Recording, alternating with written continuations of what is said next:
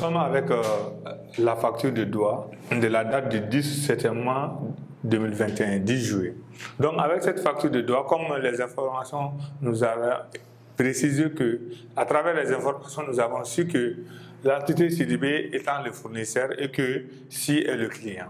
C'est-à-dire les informations que nous avons sur notre facture, ce sont ces informations-là que nous allons les insérer dans les journaux, c'est-à-dire dans le journal de monsieur le fournisseur CDB, l'entité CDB et de notre client, monsieur Si. Okay? Donc à ce niveau d'information, nous avons tracé les journaux. Le journal du fournisseur en couleur verte et c'est du client en couleur jaune. Okay? Donc à ce niveau d'information, nous avons eu à noter le fournisseur. Dans notre cas ici, le fournisseur n'est autre chose que l'entité CDB. On va noter CDB et frères. CDB et frères. Ok, l'entité CDB et frères. Donc à ce niveau d'information, nous allons traduire ces informations, les informations de notre facture de Doha au niveau de l'entité CDB et frères. Autrement dit, on va tenir les informations de la facture dans le journal du fournisseur qui n'est autre chose que CDB et frères. Ok. À ce niveau d'information, nous y revenons. Nous avons dit qu'à travers le cours précédent, nous avons dit que dans le cas de la présentation de la facture et que chez le fournisseur, c'est-à-dire CDB et frères, c'est le client qui va être débité. Le client ici, on va noter le 411 client qui va être débité avec le net à payer. Dans notre cas ici, le net à payer, on avait calculé et nous avons obtenu les 4 968 768. Donc, on va l'insérer là au débit. 411 clients qui est débité avec le montant 4 968 768. Donc, après cela, le net à payer, on a fini avec ça. On vient avec également les informations qui doivent être débitées chez le fournisseur. Nous avons le net à payer. Nous avons parlé de l'avance aussi, ok? Et on avait parlé aussi de l'escompte, à savoir, ok?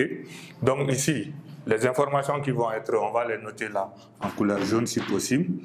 Avance et escompte, ok? Dans notre cas de figure ici, on commence par, après le 411, on vient avec le 673, ok. On va dire escompte accordé. Escompte, parce que le fournisseur accorde au client. Escompte accordé. Donc le montant de l'escompte qu'on avait calculé, 192 400. On le met au débit. 192 400. C'est bon? Ok. Donc juste après cela encore, on revient avec l'avance. L'avance qui est là, ok? L'avance déjà avait été payée par le fournisseur et par le client auprès du fournisseur, ok? Dans ce journal, l'avance va être débité, ok?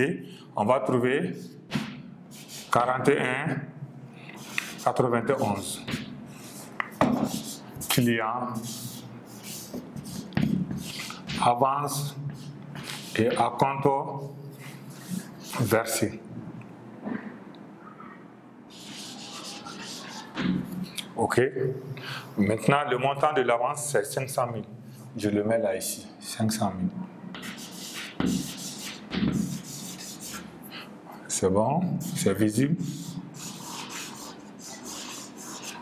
Ok. Donc, juste après cela, les autres informations vont être créditées. Ceux qui vont être crédités, là, je vais les souligner en craie de couleur. Ok. On a emballage qui est là, va être crédité. Et ensuite, la TVA qui est là va être créditée avec son montant. Et ensuite également, nous avons le net commercial de la facture. Non, le port va être crédité et ensuite le net commercial de la vente. Je vous dirai le pourquoi et le comment, ok? Donc, en commençant par ça, on commence par le 701, la vente de marchandises.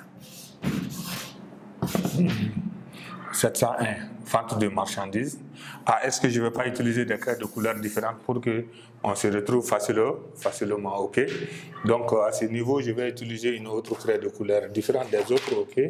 Ok, donc ça nous permettra de comprendre un peu parce qu'après, on va procéder peut-être à l'inversion, c'est-à-dire inverser les écritures. Et vous allez vous y rendre compte de l'avantage ou la technique de passer des écritures chez le fournisseur au client. Ok?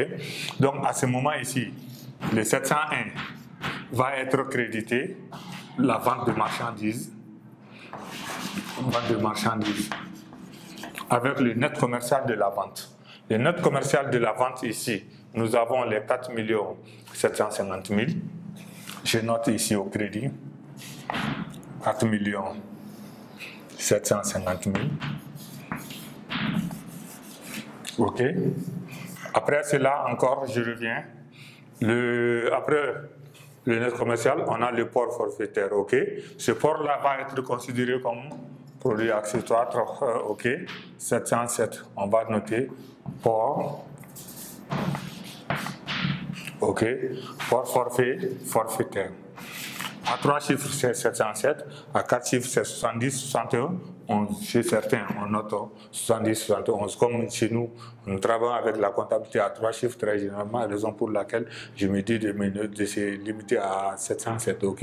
Mais avec plus de précision, c'est 70, 61, 71. Port forfaitaire, port forfaitaire ou transport. Avec ce montant qui correspond ici à 60 000. Je le mets là au crédit ici également, de 60 000. OK. Après cela, je viens avec le montant de la TVA. La TVA facturée sur la vente, c'est OK, à 3 chiffres 442. OK. On va dire ici TVA facturée sur la vente. OK. Et son montant correspondant est égal à 831 168. Donc je mets ici 831 168. 831 168. Je crois qu'on suit tout le monde. OK, 861 162 168. Après le montant de la TVA, nous avons là l'emballage. OK, l'emballage qui est là ici.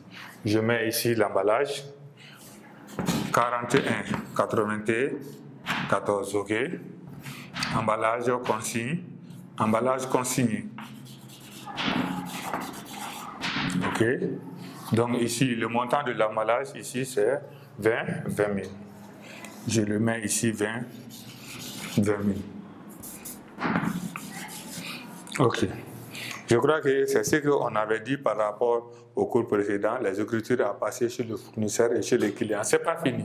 En termes de remarques, lorsque vous finissez avec les opérations dans le journal, vous devez vous rassurer que le total débit doit être égal au total crédit pour pouvoir savoir si vous n'avez pas commis des erreurs par rapport à l'imputation ou bien à l'enregistrement dans le journal.